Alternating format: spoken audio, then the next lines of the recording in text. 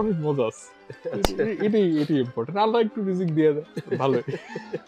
ভাই আমার প্রত্যেক মাসে 1 কোটি টাকা ইনকাম, এন্ড এটা ইনাফ না। হঠাৎ করে দেখবেন সালমান মুক্তাদের ধরেন পলিটিশিয়ান হয়ে বসে আছে। স্ট্রাগল তো মজা আছে।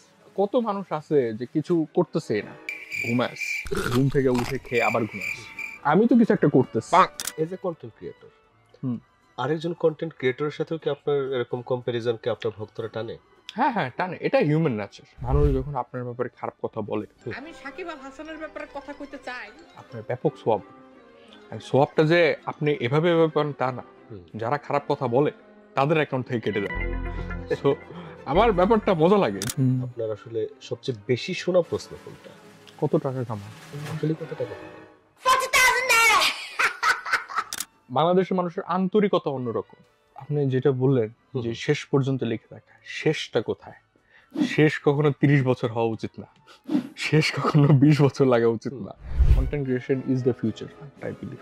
Life is very unpredictable, and এই আনপ্রেডিক্টেবিলিটি থেকে এনজয় করাটা ইম্পর্টেন্ট। তোমাকে মনে অনেক কষ্ট দিস, মাফ করে দিও আমারে।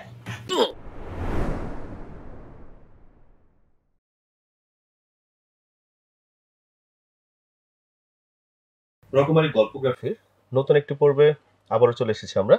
আজকে আমাদের অতিথি মাশফিকা নাম তুর্য। তিনি একজন জনপ্রিয় কন্টেন্ট ক্রিয়েটর এবং রকমারি বেস্টসেলার লেখক। আজকে চলুন আমরা তার গল্প শুনি। আপনার লেখালেখি শুরুটা হলো কবে থেকে? জনপ্রিয় হওয়ার আগে না জনপ্রিয় হওয়ার পর? জনপ্রিয় ওইটা পরের টপিক। লেখালেখি করা শুরু করছে হলো বই যখন থেকে পড়া শুরু করছি, তো তারপর থেকে। বই আগে তো নর্মাল পড়তাম না। আমার জীবন ভরে আমি বলছে হলো বই হলো টেক্সট বই শেষ হয় না, বই কেমনে পড়বো, এগুলা নর্মালি মাথায় আসার কথা না। তো এখন পরে দেখা গেল যখন বই লেখা শুরু করছি বা বই পড়া যখন শুরু করছি, এরপরে দেখা গেল যে আমি নিজেই ফেসবুকের মধ্যে বিভিন্ন জিনিস লেখালেখি করতেছি। ছোটবেলা থেকে বই পড়তেন? না না, ছোটকাল থেকে এমন না। আমার হলো বই পড়ার অভ্যাসটা আসছিল হলো সাদমান ভাইয়ের থেকে, সাদমান সাদিক ভাইয়ের থেকে। তো সে হলো নর্মালি ইউটিউবের মধ্যে বিভিন্ন বই রিলেটেড কন্টেন্ট বানাতো না, তো ওইখান থেকে নর্মালি আমার আসছিল যে না ঠিক আছে বই পড়ি, মনে হয় কিছু একটা ভালোই হবে, সবাই তো ভালো ভালো মানুষরা তো বই পড়ে। দেখলাম একটু ট্রাই করলাম, দেখি টেক্সট বইয়ের বাইরে কিছু একটা পড়া যায় কিনা। পরে দেখি যে না, ভালোই কাজে দেয়। মানে অনেক কিছু দেখি জেনে গেলাম বা শিখে গেলাম, যেটা নর্মালি মানুষ হয়তো অনেক বছর সাধনা করার পরে হয়তো অনেক কিছু জানতে পারে 30-40 বছরের লাইফ এক্সপিরিয়েন্সে। সেটা আমি দেখতেছি একটা বুইড়া বেটার বই পড়ে আমি অলরেডি জেনে যেতেছি। তো অনেক কিছু আছে যে বই পড়ার পরে আমরা বুঝতে পারি, এন্ড ওইখান থেকে যেভাবে আমাদের মাইন্ডটা অ্যাকচুয়ালি কাজ করে, যেভাবে রেসোনেট করে, ওইভাবে আমরা অনেক কিছু বুঝি যে না ঠিক আছে এইভাবে দুনিয়া কাজ করতে পারে। দেন ওইটা নিয়ে লেখালেখি শুরু করলাম। লেখালেখি শুরু করে ওইখান থেকেই হয়তো অনেক কিছু আসলো, দেন অপরচুনিটি একটা আসলো, তখন বই লিখে ফেললাম এরকম। আচ্ছা, মানে কার বই পড়তেন সেই সময়? একেবারে শুরুর দিকে আমি জাস্ট ওই যে সেলফ হেল্প বইগুলো আছে না, আমি শুরুই করছি ওইখানে। লিটারেচার আমি কখনো ইন্টারেস্টেড ছিলাম না, আমি এখনো ইন্টারেস্টেড না। তো আমার কথা হচ্ছে যে বই যদি আমি পড়ি তাহলে কাজের বই হইতে হবে। তো পরে দেখা গেল যে আমি তখন আমার কমিউনিকেশন রিলেটেড একটু প্রবলেম ছিল, কথা বলতে একটু প্যারা খেতাম। তো তখন দেখা গেল যে আমি 92 little tricks of talking to anyone ওই বইটা পড়ছিলাম। এরপরে ডেল কার্নেগের how to win friends and influence people, এটা তো অনেক পপুলার, তো পড়ছেই মানুষ নর্মালি। তো ওই বইটা পড়লাম। তো ওইগুলা মানে শুরুতে যে বইগুলা পড়ছি, ওই বইগুলো আমার লাইফে এমন ভাবে ইম্প্যাক্ট ফেলছে যে পরে আর পিছে তাকাইতে হয় না, আগে গেছে। এগুলো কি আপনাকে ধরেন, এটা তো গেলো আপনি বই পড়লেন, তারপর বই লিখলেন, সেই যে বই পড়াগুলা, এগুলো কি আপনার কন্টেন্ট ক্রিয়েশনে কোনোভাবে হেল্প করছে? হ্যাঁ করছে, কারণ আপনি তো সোশ্যাল মিডিয়ায় প্রচুর জনপ্রিয় একজন কন্টেন্ট ক্রিয়েটর। তো এই জনপ্রিয়তার পিছনে কি আপনার বই পড়াটা কোনোভাবে ইনফ্লুয়েন্স করছে? ইনফ্লুয়েন্স করছে in certain, not in a way যে না ঠিক আছে কন্টেন্টের আইডিয়া দিছে, but as a better human being আমাকে একটা বেটার কন্টেন্ট ক্রিয়েটর হইতে হেল্প করছে। What things I need to keep in mind, what expectations I need to keep in mind, আমার কি ধারণাটা রাখা উচিত মানুষের ব্যাপারে, কি সাইকোলজিটা বোঝা উচিত অডিয়েন্সের ব্যাপারে, এই জায়গাগুলোতে হেল্প করছে। সো ডেফিনেটলি হেল্প করে, আপনার লাইফের প্রত্যেকটা জায়গাতে বই হেল্প করে। ওই জায়গা থেকে আমাকে কন্টেন্ট ক্রিয়েশনে হেল্প করছে।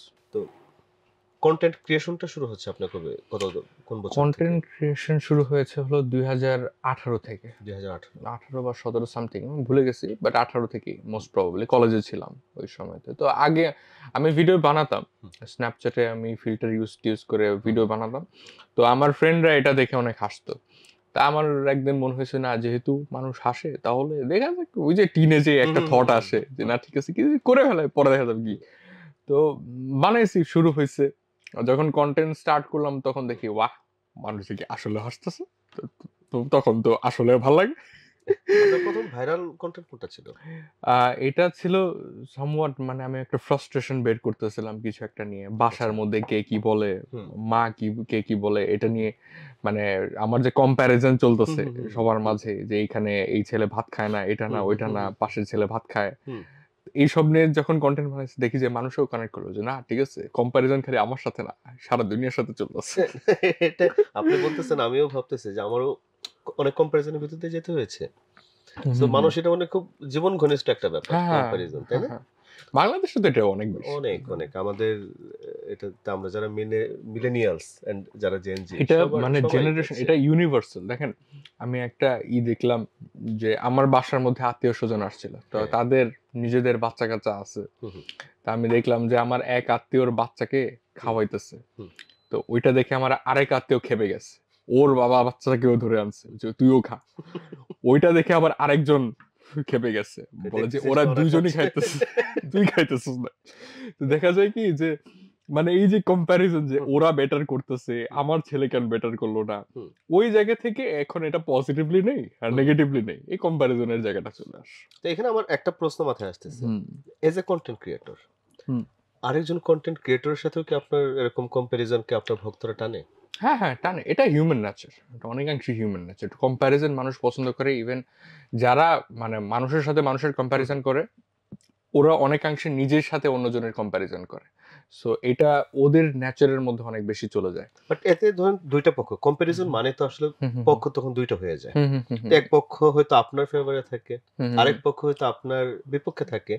তো বিপক্ষে যখন থাকে আমাদের খুব ন্যাচারাল টেন্ডেন্সি থাকে একটু হেয় করার বা ছোট করার। তা আপনার কি এরকম কোন অভিজ্ঞতার মধ্যে দিয়ে যেতে হয়েছে নাকি? হ্যাঁ, তো স্বাভাবিক না, এখন এক একজনের এক এক রকম পছন্দ থাকতেই পারে। এখন এটা তো আমার পার্সোনালি নেয়ার মতো কিছু না। এক একজন এক এক ভাবে আমাকে দেখবেন, ইটস কমপ্লিটলি ফাইন, আলহামদুলিল্লাহ। তো মানুষ যেভাবে আমাকে দেখুক, যেটাই দেখুক, মানুষ দেখতেছে তো, এটা হলো মূল কথা। চেহারা তো ছিল না আপনি, তুমি তো ইন দ্যাট সেন্স আমি তো সাকসেসফুল, বিকজ আপনি আমাকে নিয়ে কথা বলতেছেন। এখন কম্প্যারিজনে এক একজন এক এক কথা বলে, কেউ একজন ভালো কথা বলে, কেউ একজন খারাপ কথা বলে, কথা বলতেছে, এটা মেন কথা। এখন যারা ভালো কথা বলতেছে তারা সামহাও আমার সাথে অনেক বেশি কানেক্ট করে, তারা আমাকে ভালো জানে সামথিং। বা যারা অন্যজনের পক্ষ টানে, তাদের নিজস্ব স্বকীয়তা আছে, তারা নিজেদের পার্সোনালিটির সাথে কিছু একটা বলে, ডিপেন্ড করে। বাট এই যে ধরেন একটু নেগেটিভিটি বা একটু ট্রোলিং, এই জিনিসটাকে আপনি ব্যালেন্স করতেছেন কিভাবে? ব্যালেন্স করার দরকারই পড়ে না, দেখি না, দেখেনি না, মানে আমি দরকারই পড়ে না। আমার এগুলো দেখার দরকারটা কি? দরকার তো নাই। হ্যাঁ, সার্টেনলি আমি যদি কোনো একটা কিছু ভুল করি আমার লাইফে, হ্যাঁ, ইন সার্টেন পয়েন্ট কিছু কিছু নেগেটিভ কমেন্ট আমাকে গাইড করতে পারে, তাও এটা একেবারে স্ট্রাকচার ক্রিটিসাইজড, মানে প্রপার ক্রিটিসিজম হওয়াটাই। এরকম কি প্রপার ক্রিটিসিজম আপনি পেয়েছেন? হ্যাঁ, মাঝে মধ্যে এমন থাকে যে আমি নিজে কন্টেন্ট বানিয়েছি, নিজে কিছু একটা করলাম, এরপরে আমি হয়তো নিজে নিজে রিয়েলাইজ করতেছি যে জিনিসটা খারাপ হয়েছে, জিনিসটা আমি ঠিক করি নাই, next time I should be more conscious about that. মানুষও আমাকে এসে মেসেজে গাইড করে যে ভাই এইভাবে না করলেও হয়, বা এভাবে না করে ওইভাবে করলেও হয়। সো আমি অ্যাডমায়ার করি জিনিসটাকে, ইমপ্রেস করি। সবসময় যে নেগেটিভ কমেন্টকে পাত্তা দিতে হয় না এমন না, কিছু কিছু নেগেটিভ কমেন্ট ভালোও থাকে, যেটা আমাদের জন্য ভালো। এখন আমরা যদি নাকে অ্যাকসেপ্ট করতে না শিখি, তাহলে জিনিসটা প্যারা এরকম। তো নাকে অ্যাকসেপ্ট করার ক্ষেত্রে আপনার মানে মোটিভেশনটা কি? মেইন মোটিভেশনটাই হচ্ছে যে আপনি আপনাকে একটা লাইনে রাখতে চান। দেখেন, মানে আমাকে যদি ধরেন আমি একটা পিঁপড়া, আমাকে যদি একটা হাতি এসে শিখায় যে চিনি কিভাবে খেতে হয়, তাহলে this is not actually the right way to think. আমি যদি একটা মানে মৌমাছি হই, আমাকে যদি একটা পিঁপড়া এসে শিখায় যে মধু কিভাবে উদ্ধার করতে হয় ফুল থেকে, that's a problematic thing to say. আমি চাই না আমার লাইফে কেউ এসে আমাকে, মানে আমি যদি মৌমাছি হই, মধু উদ্ধার করা যাতে কেউ আমাকে শিখায়। যদি একটা মৌমাছি এসে আমাকে বলে যে ভাই মধু এভাবে করতে হয়, কালেক্ট করতে হয়, আই উড অ্যাকসেপ্ট দ্যাট। আমার লাইফের সবার ক্রিটিসিজম অ্যাকসেপ্ট করতে দরকার নাই। যে যেটা জানে না, যে আমার লাইফের ব্যাপারে জানে না, তার ব্যাপারে আমি ভেবে কি করবো ইউজুয়ালি, তাই না? তো ওই ওই সেন্সে আসে জিনিসটা, মানে আমি অনেক ফান ওয়েতেই নেই জিনিসটা, মজা লাগে আমার কাছে। না, আপনি খুবই খুবই পজিটিভ মানুষ, বাট অনেকেই আছে আপনার এই নেগেটিভিটি আপনার হ্যান্ডেল করতে পারে না। ব্যক্তি জীবনেও আছে এবং সেলিব্রিটি জীবনে জিনিসটা আরো দেখেন, হয়। এখানে ইসলামিক একটা কাহিনী থাকে, মানুষ যখন আপনার ব্যাপারে খারাপ কথা বলে হুম, আপনার ব্যাপক সোয়াব হয়। আর সোয়াবটা যে আপনি এভাবে এভাবে পান তা না, হুম। যারা খারাপ কথা বলে তাদের অ্যাকাউন্ট থেকে কেটে যায়। সো আমার ব্যাপারটা মজা লাগে, যে আমার যত বেশি গালি দিতেছে আমার তত বেশি সোয়াব, এন্ড যত সোয়াব আমি পাইতেছি এটা কিন্তু ফ্রিতে পাইতেছি, এটা ওদের অ্যাকাউন্ট থেকে যেতেছে। সো আলটিমেটলি আমি একটু ক্রিমিনাল মাইন্ডে চিন্তা করলেও জিনিসটা এমন, মানে সবকিছু আপনার ফেভারেই আসতেছে। হ্যাঁ আলটিমেটলি আমার ফেভার আসতেছে। ধরেন আপনি কখনো কি কারো ঈর্ষার কারণ হয়েছেন? আপনার আত্মীয় স্বজন, ফ্রেন্ড সার্কেল, যেহেতু আপনি হতে পারে, আমি এভাবে খেয়াল করি না। দেখেন, হুম। আমার eternal success or what ever I achieve in life, আমার লাইফে যেটাই আমি অ্যাচিভ হুম। করি, আল্লাহ আমাকে রিজিক দিয়েছে যে আমি অ্যাচিভ করছি, এর বেশি তো কিছু না। এখন কেউ যদি আমাকে আল্লাহ যে রিজিক আমাকে দিছে এটার জন্য ঈর্ষান্বিত হয়, এটা তো আমার কিছু দেখার বিষয় না, বিকজ আল্লাহ আমাকে জিনিসটা দিছে।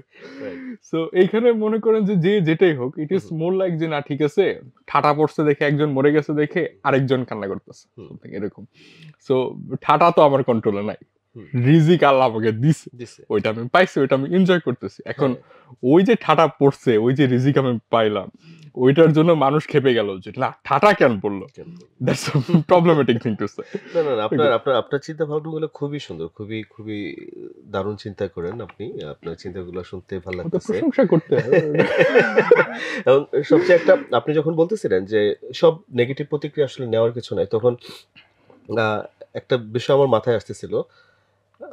সোশ্যাল মিডিয়াতে এই জিনিসটা হয়েছে যে একটা চায়ের দোকানদার, সে জানে একটা দেশ কিভাবে চালাইতে হবে, একটা অফিস কিভাবে চালাইতে হবে, রাষ্ট্রের কি কি পরিবর্তন করতে হবে, কিন্তু সে আসলে একটা সুন্দর চা বানাইতে কি জিনিস দরকার এটা খুব ভালো করে জানে না।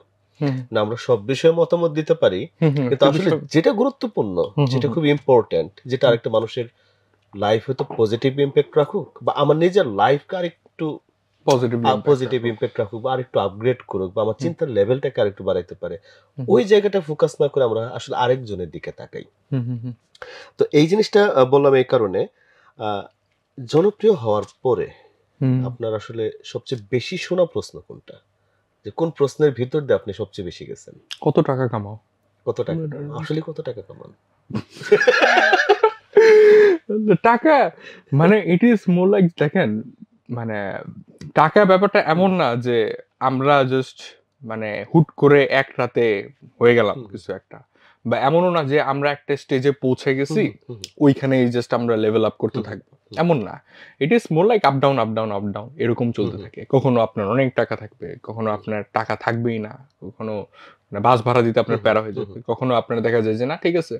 এখন টাকার লিমিটটা কত আপনার ভাই? যখন আপনার 6 বছর 7 বছর বয়স ছিল, তখন আপনাকে তো 10 টাকা দিলে আপনি পাগল হয়ে যেতেন, না ঠিক আছে সেরা, আর কি লাগে জীবনে? 6-7 বছর বসে 10 টাকা না 2 টাকা 2 টাকা তুলে আলহামদুলিল্লাহ। তো যত বড় হবেন তত দেখা যায় যে না ঠিক আছে, টাকার নিড শেষ হয় না।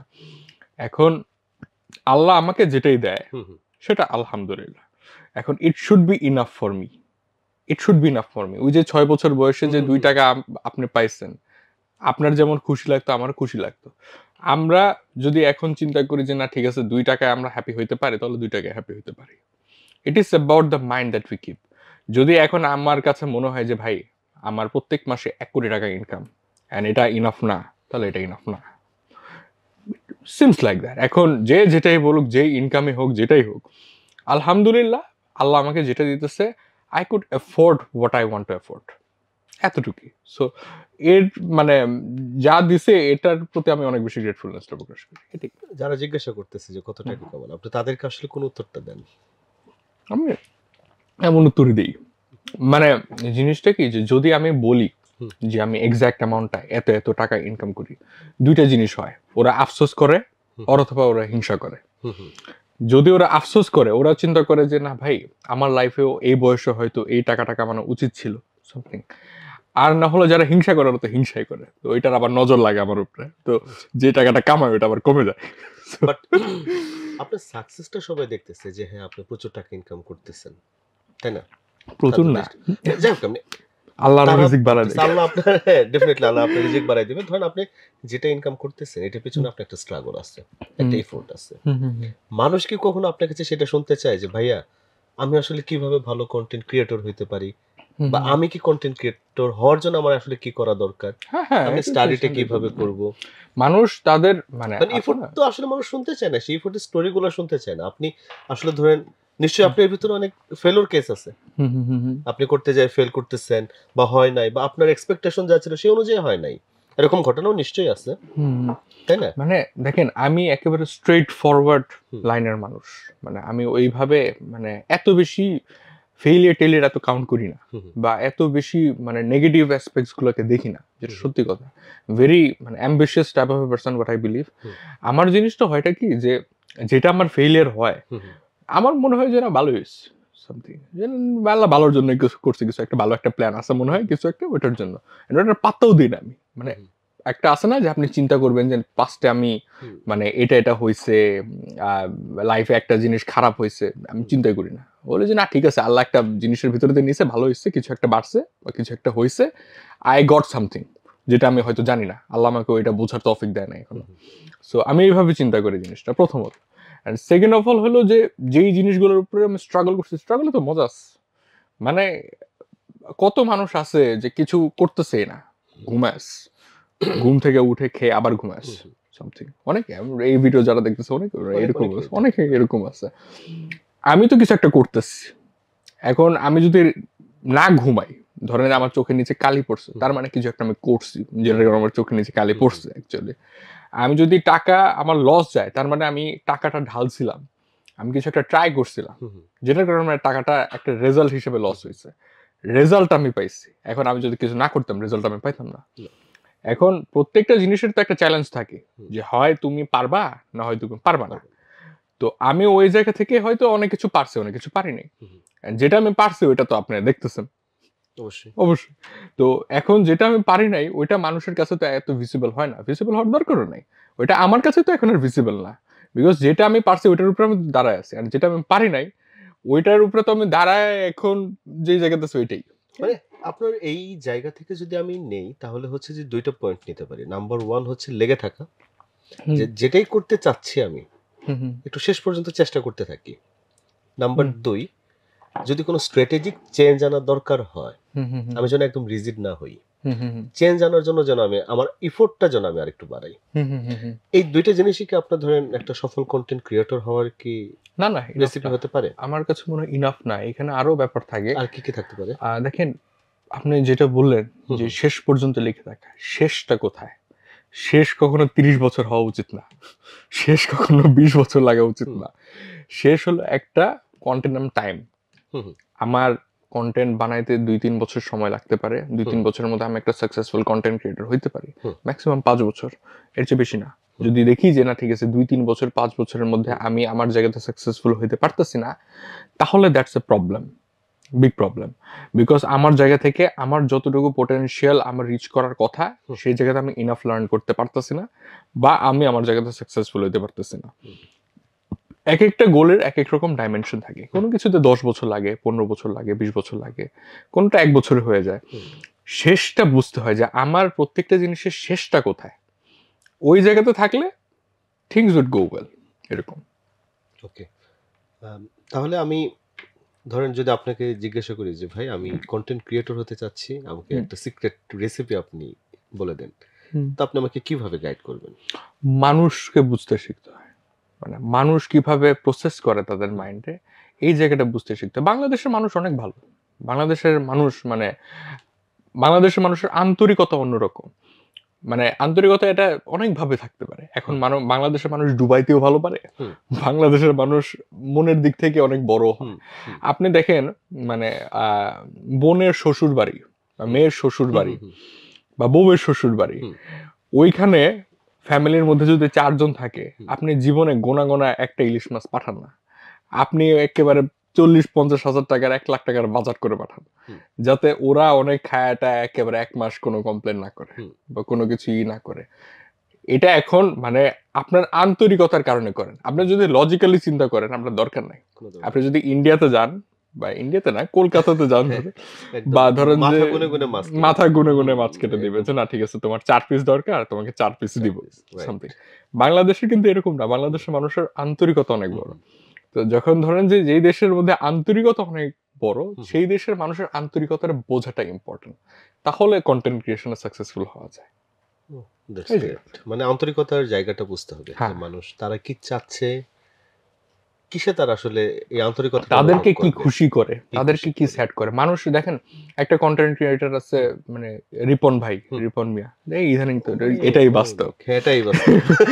তো তো রিপন ভাইয়ের ভিডিও দেখেন, সে কিন্তু বেশি কিছু করতেছে না, সে তার লাইফ দেখাইতেছে, এন্ড সে তার সিম্পল লাইফটা যে দেখাইতেছে এটার কারণে মানুষ তাকে হুম। প্লিজ করতেছে, মানুষ তাকে প্রশংসা করতেছে, মানুষের লাইফটা কমপ্লিটলি সে কানেক্ট করতেছে। ভাই আমার লাইফে স্ট্রাগল আছে, তুমি দেখো হুম। তোমার লাইফে স্ট্রাগল আছে, সেজন্য তুমি কানেক্ট করতে পারতেছো। হুম। So, ওই যে জায়গাটা, ওই জায়গা থেকে চিন্তা করেন যে না ঠিক আছে, মানে সে বেশি কিছু না করার পরে সে অনেক ভালো কন্টেন্ট ক্রিয়েটর হয়ে যেতেছে, বিকজ মানুষ কানেক্ট করতেছে, সে কিন্তু অনেক ভালো রেসপন্স খুবই পাচ্ছে। ক্যাজুয়াল একটা Casual লাইফ। একটা সে হ্যাঁ আমি তো তার আমিও দেখি। হ্যাঁ দেখা সবাই হয় দেখে, যে আপনি দেখেন, আমি দেখি।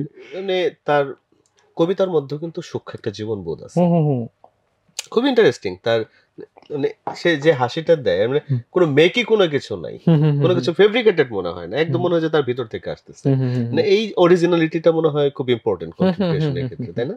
আপনি যেটা সেটাই দেখানোটা ইম্পর্টেন্ট। এটি আমার মনে হয় যে যারা কন্টেন্ট ক্রিয়েটর হতে চান অন্তত এই ফর্মুলাটা আপনার জীবনে একবার প্রয়োগ করে দেখতে পারেন। I hope originality. এটা সামনে আগে নিয়ে যেতে পারে আপনাদেরকে। হুম। তো আমি এই প্রসঙ্গে আসতে আসতে আমার হঠাৎ আরেকটা প্রশ্ন আমার মাথায় আসতেছে। এখন দুনিয়া তো পাল্টে যাচ্ছে, হুম। এআই চলে আসতেছে, হুম। একটা মানুষ প্রচুর কাজ করতে পারবে, অনেক ধরনের কাজ করতে পারবে। হুম, হুম। সো সামনের কন্টেন্টের দুনিয়া আসলে কেমন হতে যাইতেছে? এজ এ ভালো হতে কন্টেন্ট যাচ্ছে। ক্রিয়েটর আপনি জিনিসটাকে কিভাবে দেখতেছেন? এই টেকনোলজি ভালো, নতুন মানে জিনিস। ইট ইজ মোর লাইক যে দেখেন, মানে দুনিয়া কখনো আপনার এগেনস্টে যায় না। হুম। ইট ইজ জাস্ট আপনার দুনিয়ার সাথে কতটা তাল মিলে চলতে পারে, হুম, এতটুকুই। এআই তো মানুষই বানাইছে, তাই না? হুম। তো এটা তো মানে এমন না যে এখানে ভয় পাওয়ার কিছু একটা আছে। ইট ইজ মোর লাইক যে না ঠিক আছে এআই আসছে, তাহলে এআই আমি শিখে নিব। হুম, মানে যেটা আসতে আসতে দেখেন, সবকিছু তো আপনার লাইফকে ইজি বানাইতে আসছে, রাইট। লাইফকে তো হেল বানাইতে আসে নাই। না। সো যেটা আপনার লাইফকে ইজি বানাইতে আসছে সেটা নিয়ে এত দুশ্চিন্তার কিছু নাই। যারা এখন ডিফারেন্ট ওই লেভেলের জবে আছে যেটার কারণে এআই এর কারণে রিস্ক হয়ে যাবে, তাদের এখন ওই জবের মধ্যে অ্যাডাপ্ট করতে হবে। এখন তো কেউ টাইপ রাইটার ইউজ করে না, এখন তো কেউ রেডিও তেমন একটা শুনে না অ্যাস্থেটিক্স ছাড়া। না। সবাই এখন টিভির যুগও চলে যেতেছে, এখন সবাই স্মার্টফোনেই খেলা টেলা দেখে, হ্যান ত্যান। তো আমরা তো অ্যাডাপ্ট করতেছি, টিভি চ্যানেলগুলো এখন আছে না, টিভি চ্যানেলরা যারা মানে আগে টিভিতে নিউজ দিত, হুম, এখন হয়তো ওদের ডিজিটাল মিডিয়ার মধ্যে সবকিছু শিফট করতেছে, আস্তে আস্তে অন্য মিডিয়াগুলোর মধ্যে শিফট করতেছে। অ্যাডাপশনের ব্যাপার এখানে। এটা এমন না যে না ঠিক আছে মানে কোনো কিছু নিয়ে কোনো রিস্ক আছে অর সামথিং। কন্টেন্ট ক্রিয়েশন আগামী দুনিয়াতে অনেক ভালো হবে। Content creation is the future, I believe. Okay. 5-10 বছরের মধ্যে ইট উড বি বুমিং। দেখেন আপনি একটা টিনেজারকে জিজ্ঞেস করেন, সবাই বলবেন না ঠিক আছে আমি চিন্তা করতেছি ইউটিউবে একটা পেজ খুলবো, হুম, হুম। একটা ফেসবুকের মধ্যে একটা পেজ খুলবো, দিয়ে ভাবতেছি ভিডিও বানাবো, ইভেন আপনিও ভাবলেন যে কন্টেন্ট ক্রিয়েটর হবো সামথিং, যে বলতেছি যে ডিসকাশন চলতেছে যে কন্টেন্ট ক্রিয়েটর হবো, হ্যাঁ হ্যান তেন ভাবছি whatever it is. Hmm. এখন এটা প্রবলেমেটিকও হতে পারে আর whatever it is, discussion যদি চলে তার মানে the place is valid. Okay. মানে এটাকে মানুষ হচ্ছে ফুল টাইম প্রফেশন হিসেবে নেওয়ার অলরেডি অনেকেই নিছে ফুল টাইম। সো এটা সেই অপরচুনিটিটা তৈরি হচ্ছে। ক্রিয়েট হচ্ছে বাট আমি বলবো না যে না ঠিক আছে এটার জন্য একেবারে ডিগ্রি সব ছেড়ে দাও, হুম। তো বাসা টাসা ছেড়ে দাও, এরকম না। মানে ইট শুড বি লাইক আপনি যেটা করতেছেন ওটার পিছনে লেগে থাকেন, পাশাপাশি কন্টেন্ট ক্রিয়েশন করেন। মানে শখ জিনিসটা এমন, শখ আপনার আগে থেকে অকুপেশন বানানোর আগে শখটাকে পালন করেন ঠিক মতো। Content creation should be a শখ ফার্স্ট। ওকে, এখানে হচ্ছে ট্রায়াল এন্ড এরর, দেন হ্যাঁ। হচ্ছে তার ডিসিশন হ্যাঁ, মেকিং। ওকে, ধরেন হিউমার জিনিসটাকে অনেকে অনেক সময় আসলে সুশীলভাবে গ্রহণ করতে চায় না, একটু চটুল জিনিস, একটু কমেডি। সো সেই জায়গায় হচ্ছে যে আপনার কন্টেন্টের ভিতর দিয়ে আপনি কি কোনো চেঞ্জ আনার কোনো স্বপ্ন দেখছেন কিনা কখনো? আমি দেখেন নাকি শুধু মানে স্টোরি টেলিং, জাস্ট আপনার চারপাশে ঘটে যাওয়া কিছু না স্টোরিকে না না আপনি আমি নিয়ে আমি আসছেন? এটা লং টার্মে দেখি। মানে দেখেন humour is a part of hmm, life, but একটা জিনিস মানে যেটা ভাবতে হয় সেটা হচ্ছে যে anything could happen in life, anything could happen in life. এখানে মানে আপনি যে জাস্ট মানে একটা পোর্শনই আপনার লাইফে দেখাবেন and ওইটাই আপনি, এরকমটা না। ইউক্রেনের প্রধানমন্ত্রী হুম। ধরেন জেলেন্সকি, সে কমেডিয়ান ছিল, হ্যাঁ, সে প্রধানমন্ত্রী হয়ে এখন যুদ্ধ পরিচালনা করতেছে something। আবার ধরেন যে যে আহ, জন নাকি কি জানি নামটা ভুলে গেছি লোকটার, সে হলো কমেডিয়ান ছিল হুম। বা সামথিং, বা সে কন্টেন্ট ক্রিয়েশন করতো।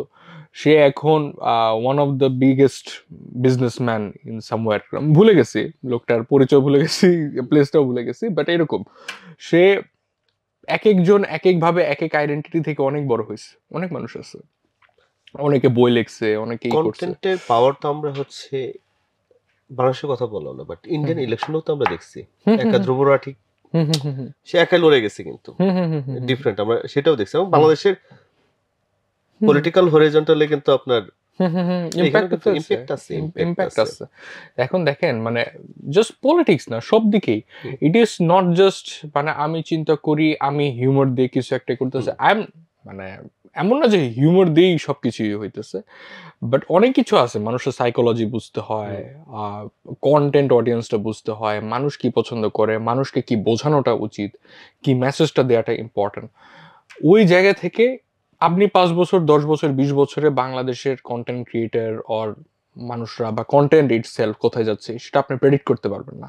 সো যেটা আপনি প্রেডিক্ট করতে পারবেন না সেটা নিয়ে অ্যাকচুয়ালি কিছু বলা যায় না যে কোথায় কি যাবে এরকম।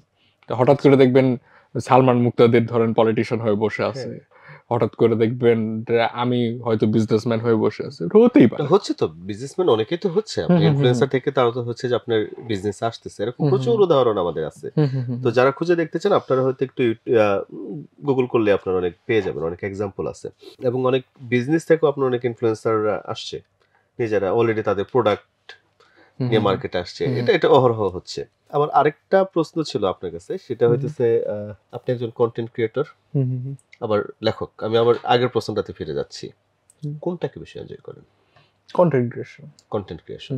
আপনার ভক্ত পাঠক কিন্তু অনেক কথা শুনে যেতে পারে আর কি, না না, বাট আমি এটা এনজয় করার মেইন রিজনটা কি? কন্টেন্ট ক্রিয়েশন থেকেই সব এসেছে। আচ্ছা, কন্টেন্ট ক্রিয়েশন থেকেই, মানে লেখালেখিকেও আপনি বলতে চাচ্ছেন এটা আপনার it is a part of content. Okay. Content creation একটা বড় প্লেস যেটার লেখাটা একটা পার্ট। তাহলে আমার প্রশ্নটা আসলে এইভাবে করা দরকার যে ভাই ভিডিও বানানো এবং লেখালেখি দুইটার ভিতরে এনজয় করতেছেন কোনটা? ভিডিও বানানো। ভিডিও বানানোই। ভিডিও বানানোর ক্ষেত্রে একটা অন্যরকম মজা আছে, লেখালেখির ক্ষেত্রেও মজা মানে আছে। এটা ইনস্ট্যান্ট তো আপনি ফিডব্যাক পাচ্ছেন, লেখালেখির ফিডব্যাকটা হয়তো আপনি না, এটা কুইক মানে হয় না আর কি, সেজন্য দুটো দুই রকম। আমার কথা হচ্ছে মানুষের ইম্প্যাক্টেড হওয়াটা নেসেসারি। মানুষকে আমি কি প্রোভাইড করতে পারতেছি এটা বোঝাটাই নেসেসারি বেশি। যদি মানুষকে আমি ভালো কিছু ডেলিভারি দিতে পারি, সেটা ভিডিও হোক আর লেখালেখি হোক, দুইটাই ভালো। বাট আপনার বইয়ের নামগুলো একটু ডিফারেন্ট হয়, এটার হ্যাঁ, কারণটা কি? Because it is more concentrated to my audience or something. যারা ইয়াং এজের মানুষ 16, 17, 18, ওদের লাইফের স্পেকট্রামই তো একটু আলাদা।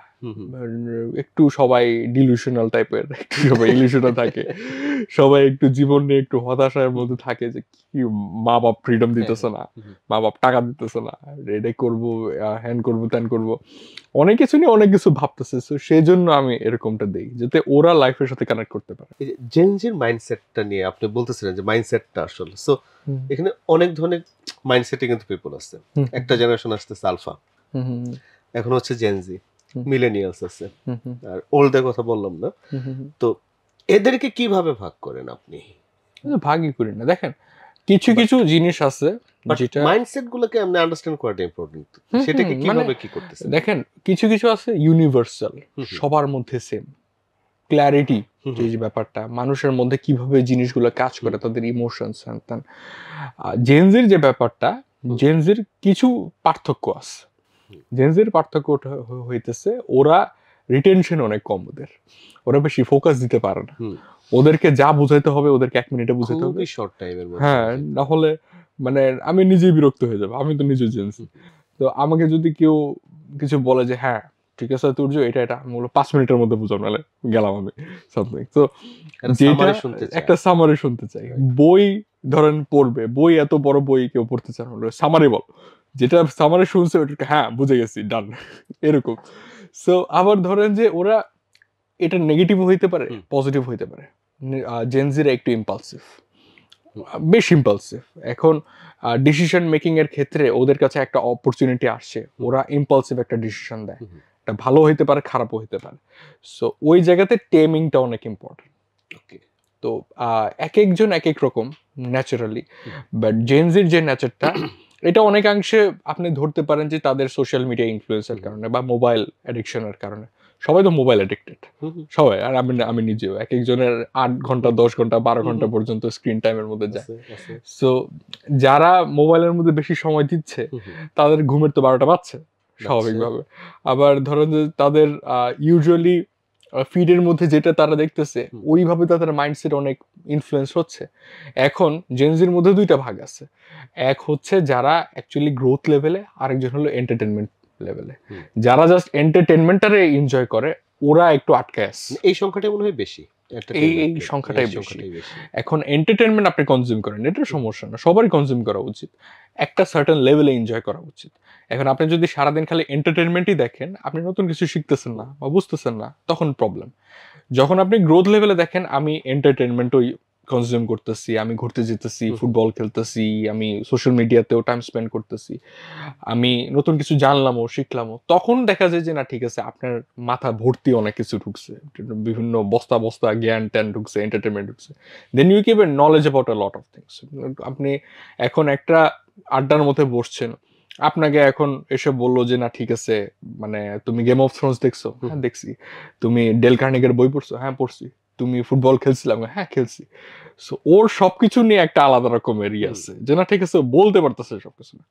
যে এন্টারটেনমেন্ট নিয়ে আছে, ওকে জিজ্ঞেস করবেন ও খালি পাবজি খেলছে, ও পাবজি খেলছে, আর ও খালি ফর এক্সাম্পল জাস্ট সিরিজই দেখছে, আর কিছু তেমন একটা করে নাই। সো ওকে যদি আপনি কমিউনিকেশনের কিছু একটা বলতে চান, ও ইম্পালসিভ কিছু একটা বলবে বা উল্টাপাল্টা কিছু একটা বলবে, যেটা ও নর্মালি না জেনে বলতেছে সামথিং এরকম। সো ওই জায়গাতে কনসিয়াসনেসটা ইম্পর্টেন্ট, যে একটা জেনজির মাঝে, যেটা বড় সংখ্যা সবাই এন্টারটেনমেন্ট পছন্দ করে, তাদের মাঝে এডুকেশনটারে একটু বেটার ওয়েতে প্রমোট করাটা ইম্পর্টেন্ট। যেহেতু এটা সবাই ক্রিয়েটিভ, জেনজি কিন্তু অনেক ক্রিয়েটিভ, অনেক ক্রিয়েটিভ। যারা ক্রিয়েটিভ ওদেরকে ক্রিয়েটিভিটি দিয়ে বোঝানোটা ইম্পর্টেন্ট। আপনি দেখবেন যে একটা ফিজিক্সের একটা চ্যাপ্টার আপনি ওদেরকে খাতা খুলে দেখাবেন, ওরা বুঝবে না। ওদেরকে আপনি একটা মিম দিয়ে দেখবেন, রিয়াকশন দিয়ে ভরে গেছে, বিকজ জিনিসটা কি, ওরা জিনিসটাকে এনজয় করতেছে, ফিজিক্সের মিমটাকে দেখে ওরা অনেক কিছু বোঝার ট্রাই করতেছে। সো এইভাবে ওদেরকে ক্রিয়েটিভ ওয়েতে জিনিসগুলোকে বুঝাইতে হয় যে দেখো, তোমার 30 মিনিটের ক্লাস দরকার নাই, তুমি 10 মিনিট নাও, তোমরা 10 মিনিটের মধ্যে এই যে পেইন্টিং করো, তোমরা এই যে মিমটা দেখো, মিম দেখে তুমি এই যে ফিজিক্সের থিওরিটা বুঝো, কেমিস্ট্রির থিওরিটা বুঝো, মজা লাগবে। ওদেরকে ফান দিয়ে বোঝানোটা বেশি ইম্পর্টেন্ট, যাতে ওদের এডুকেশন যে স্পেকট্রাম আছে এটা ইনভেডেড না হয়। এটা যাতে ওরা আমি এই এই জেনজিতে আরেকটা জিনিস আমার কাছে খুব ইম্পর্টেন্ট মনে হয়, যে তাদের ভয় কম, সাহস বেশি। তারা খুব ফ্লুয়েন্ট প্রশ্ন করে ফেলতে পারে, যে কাউকে যে কোনো প্রশ্ন করে ফেলতে পারে।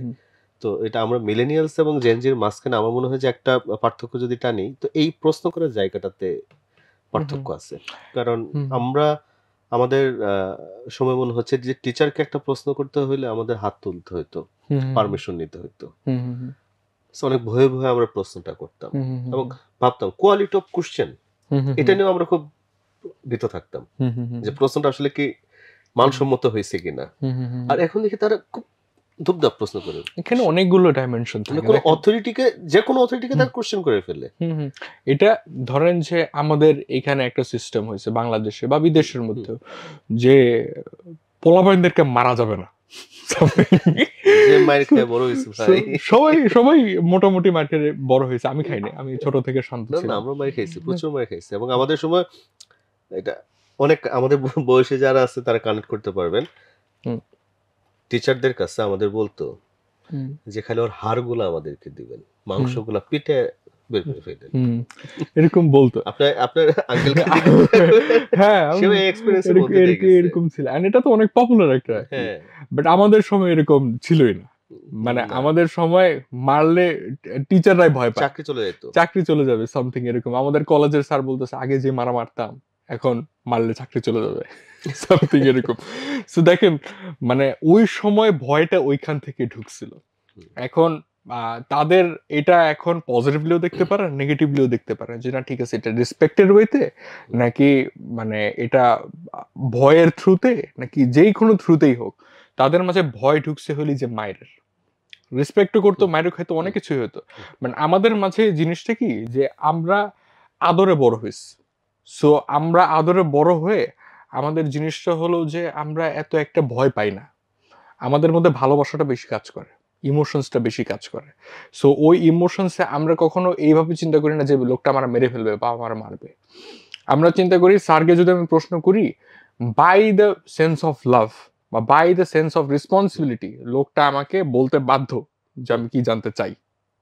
আমাদের মাঝে এরকম ভাবে কাজ করে। সো আগে যেমন মানুষ ভয় পাইতো যে ভাই স্যারকে কি জিজ্ঞেস করব, এখন এটা মানে ম্যাক্সিমাম জেনজির মধ্যে জিনিসটা ওইভাবে কাজ করে না। ইভেন এখানে একটা আপনি কনস বলেন, ভালো দিক বলেন আর খারাপ দিক বলেন, এখন স্যার যদি প্রপারলি অ্যান্সার দিতে না পারে, স্যারের ব্যাপারে একটা ব্যাড মেন্টালিটি ক্রিয়েট হয়, একটা স্টুডেন্টের ক্রিয়েট হয়। ওদের কাছে মনে হয় যে না ঠিক আছে এটা তো মানে অ্যাকসেপ্টেবলই না, বেটা আমার শিখাবে না কেন।